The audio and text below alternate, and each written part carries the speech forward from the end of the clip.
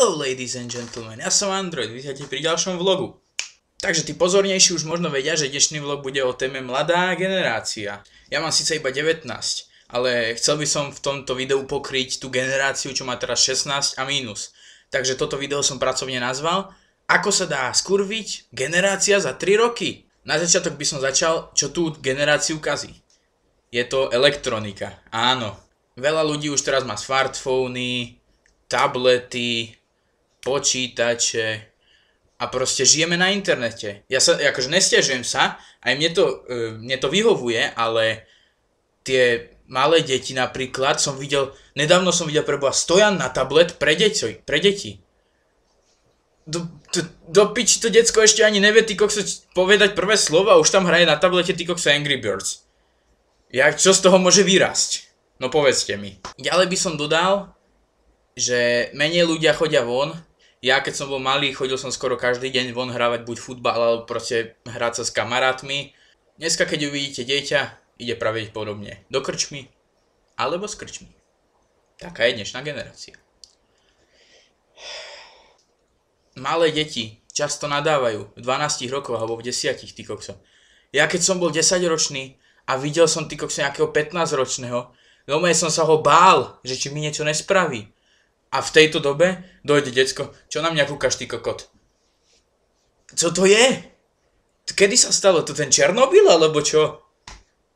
Rodičia hovoria, že to z telky alebo kde proste, že sa naučili tieto výrazy. Tak áno, keď uvidíte proste tam na rohu telky není to čísielko v tom kružku len tak pre nič za nič. To znamená vek, od ktorého to dieťa môže pozerať.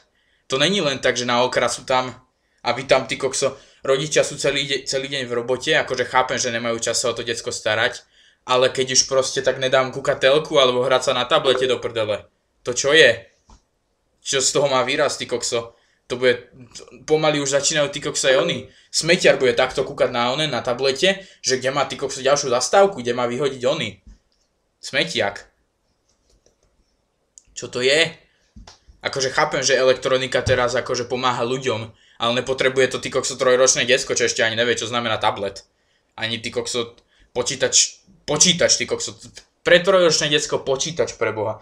Chápem akože počítače tie napríklad, že to není ani na internet, že proste iba sa tam učí napríklad angličtinu alebo zvieratka, to pochopím. To sú také detské počítače. Ale ty kokso kúpiť mu alebo hrať, nech sa hraje na počítači. Ježiš Maria. Prečo proste? Nájdite si aspoň 5-10 minút a zahrajte sa s tým deckom. Není to také hrozné. Zabavíte sa aj vy, rodičia. V čom je problém? A teraz tí mladí.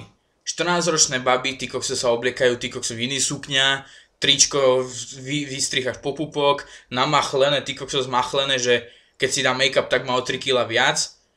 A na čo pre Boha? 14-ročné tí kokso baby už tu plačú, jak sa s nimi chalan rozviedol. A ty kokso sa v 14 rokoch plakal, keď ja neviem, umrela obľúbená postava zo seriálu. V 14 alebo v 13 som mal prvý počítač.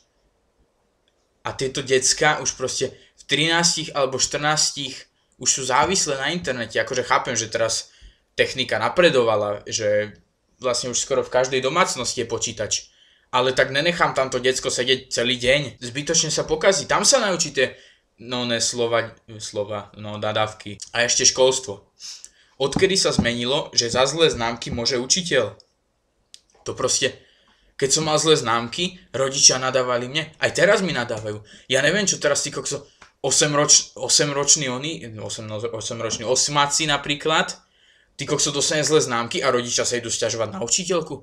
To čo je pre Boha? Ježiš Maria, sa mi chce plakať no mé pri tom. To akože, jak môže za zlé známky učiteľka? To odkedy?